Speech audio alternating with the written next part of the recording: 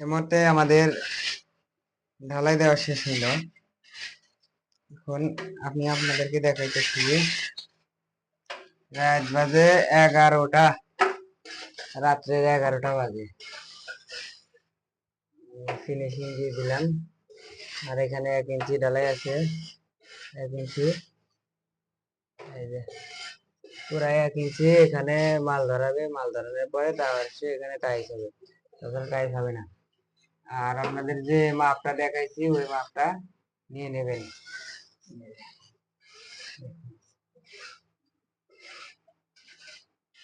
এই মাত্র ঢালাই দিলাম।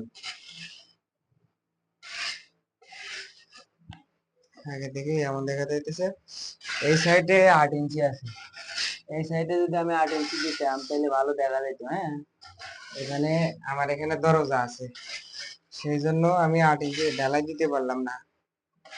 দরজা না থাকলে আমি এখানে যে এখানে যতটুক ই আছে 8 ইঞ্চি আছে, এই পাশে 8 ইঞ্চি দিলে সবচেয়ে ভালো দেখা যেত।